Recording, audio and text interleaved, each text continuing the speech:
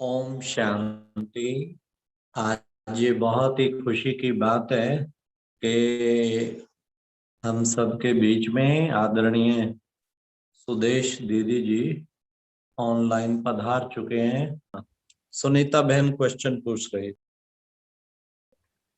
विदेही अवस्था, देही अभिमानी अवस्था, आत्म अभिमानी अवस्था, ये सब में कितना अंतर है? कभी कभी हम कंफ्यूज से हो जाते हैं। तो जैसे देही अभिमानी अवस्था का मतलब है कि मुझे ये भान है मैं शरीर का मालिक हूँ।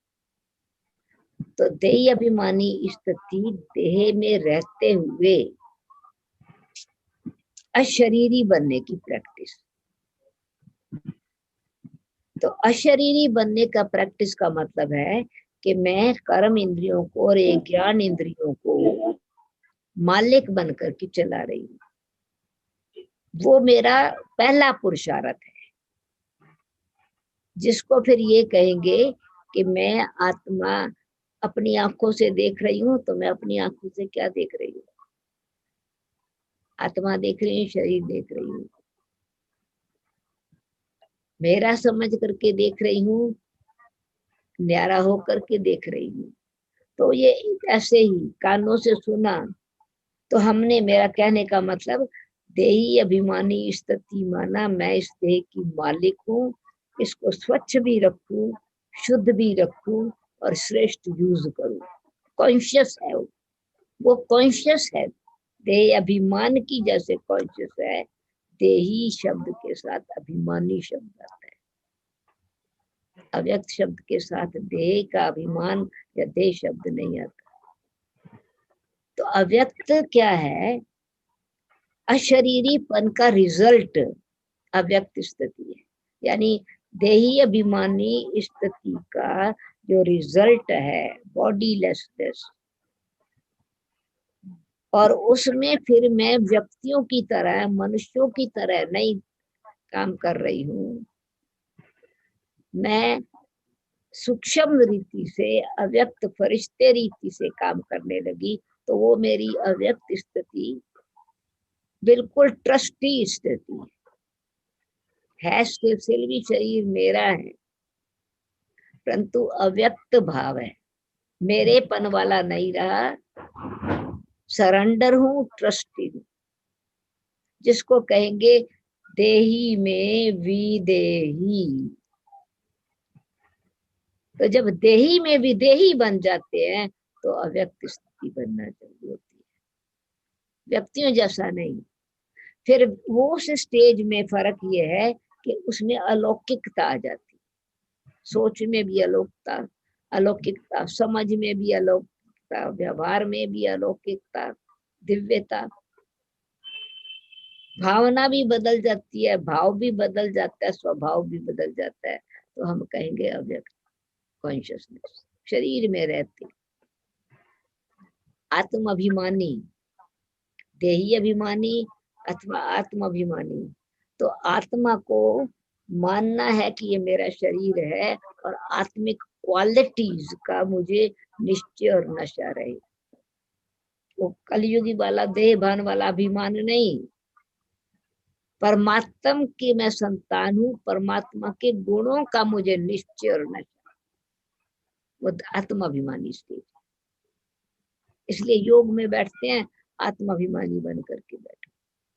वो आत्माभिमानी बन करके बैठे तो देह का भान खत्म, दूसरे को देह देखना शुरू किया। नहीं, अभी दूसरे को योग लगाते समय आत्मा देखना है, बात करते आत्मा देखना है। तो वो जैसे अव्यक्त हो गया, व्यक्तित्व बदल गया मेरा, यानी पर्सनालिटी बदल गई। फिर फरिश्ता स्टेजेस है ये। और बीज अवस्था, बीज रूप में तो फुल कंप्लीटली लेट गो। बीज रूप माना जो भी मैंने फल मुझे इस कर्म इंद्रियों द्वारा मिला है, वो दूसरों को मिला, दूसरों के लिए है, मेरे लिए नहीं है। पेड़ का फल पक्का हो गया, वो मानो संपूर्ण स्टेज है। बीज रूप स्थिति संपूर्ण पक्का हुआ फल है। तो अगर मैं पुरुषार्थ कर रही हूँ तो भी कच्चा आम है।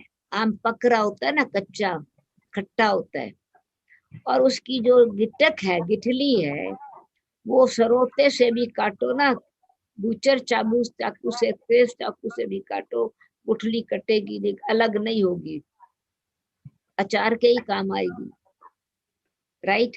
तो उसमें डिटैच नहीं है, समझाओ। जबरदस्ती गुठली को चूस करके अचार में फेंकना पड़ता है, अपने आप नहीं निकलती। तो ऐसे ही देही अभिमानी स्थिति अथवा पुरुषार्थ की स्थिति में अभी हम पुरुषार्थ में पकते जाते हैं, पक्का होते जाते हैं, पक्का ब्राह्मण जिसको कहते हैं, योगी कहते हैं, हम पक्का होते जाते हैं। फिर उसमें जितना जितना मेरे में मिठास बढ़ता गया और मेरे में सॉफ्टनेस आ गई, मिठास है, नरम स्वभाव है, नम्रता है, अहंकार नहीं है कि मैं अच्छा योगी बन गया हूँ, फरिश्ता बन गया हूँ, सेवादारी बन गया, ये स्टेज का अहंकार नहीं रहे।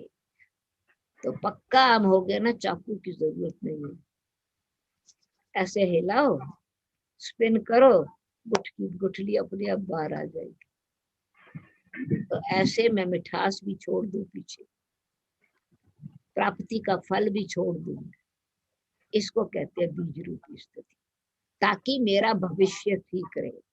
तो बीज रूप स्थिति माना मुझे सेटिस्फेक्शन है कि मैं अपना भविष्य बना के जा रही हूँ, न्यारी हूँ और प्यारी हूँ, निराकारी हूँ, कल्याणकारी हूँ। ओम शांति। और आज की ये बहुत अच्छी वीडियो भी जरूर सुने।